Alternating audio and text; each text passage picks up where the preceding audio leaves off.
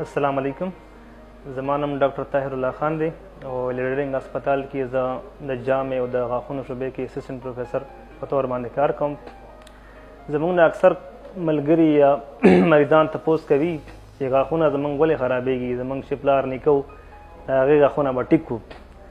د دې عام وجه دغه ده چې موږ نن سبا وخت کې چې کم د ډیری پروډکټس دي، یعنی د فیکټرۍ کې او د چپس شو، د خواږه شو، دا ډېر زیات استعمالیږي.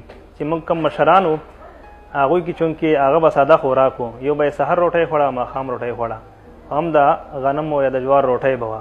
په هغې کې چې کم د شوګر یعنی د چینی مقدار چې و هغه به بالکل په نشته باندې شمېر و، نو د هغوی غاښونه هم په نه خرابېدل. زمونږ چې کم خاص کر نن سبا د خلکو او په یې کې به زه دا سپیشلی وایم چې د ماشومانو غاښونه ولې زیات خرابېږي. زمونږ چې کم ماشومان وي اکثر تاسو به کتلی وي زمونږ چې کم سټورز دي په یې کې هم د ټافیانې، چاکلیټس او چپس د شیزونه ډېر زیات یعنې ایزیلی په اسانۍ سره دستیاب وي. چې مونږ د کم کلي دوکانونه دي واړه واړه چې مونږ واړه واړه دوکانونه موجود دي، نو یې کې هم دا شیزونه وافر مقدار باندې موجود وي. نو مونږ خو یو دا کولی شو چې خپل ماشومانو دپاره چې هغوی یو دا عادت واچوو. ماشومانو کې مشکل وي خو چې مونږ د ټافیانې، چپس د شیزونه او د کم ډیری پروډکټس دي، جوسز، حلاوه، بسکټ شو، چپس شو، څومره هم ډیری پروډکټس دي، د دې مقدار څو کم نه کم ورکوو، نو دا به انشاءالله زموږ ماشومانو غاښونه به بچ شي. او بل ماشومان مونږ کوشش کوو چې دې شیزونه راواړو فروټس طرف ته، نو هغه صحت به یې هم ښه وي، عام صحت به یې هم ښه وي او غاښونه به یې هم انشاءالله ښه وي. فروټس شو، فرش فروټس شول او ډرای فروټس، نو هغې سره غاښونه انشاءالله کم خرابېږي.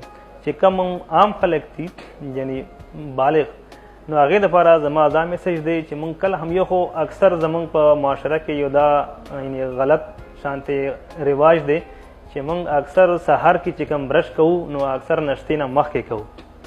نو یو خو دا مونږ غلطي کوو چې برش کم پکار دی، ناشتې نه چې مونږ وروسته وکړو نو غاښونو دپاره ډېر فایدهمند دی. او دغه څنګه دی چې مونږ د شپې او د کیږو چې کله مونږ بسترې ته ځو هغې نه مخکې مونږ برش وکړو، هغه ډېر ضروري دی. اکثر مونږ د شپې نه کوو او په د سهار نه هم د شپې والا چې کوم برش دی دا ډېر ضروري دی.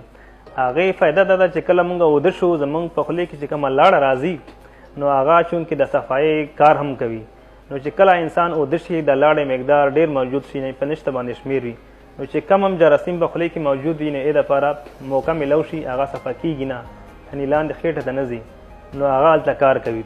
یو دا مونږه ضرور خپل عادت جوړ کوو.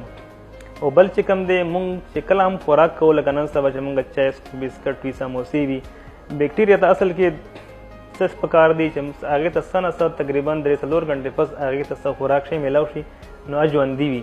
نو مونږ اکثر چې وګورو که په دفترو کې که کور کې نن سبا دا روټین جوړ دی چې 2-3 غنټې پس مونږ څه نه څه خوراک کوو.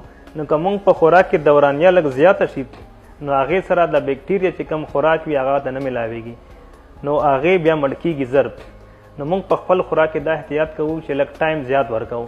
او څنګه ماشومانو دپاره چې بهتر دی چې د کم یعنی آرټیفیشل موږ دا وایو چې کم شی فیکټري کې جوړیږي هغه کې چاکلیټس راځي، چپس راځي، ډیری پروډکټس راځي، نو موږ کوشش کوو دا چې کم شي کې شوګر وي دا د غاښونو دشمن دی.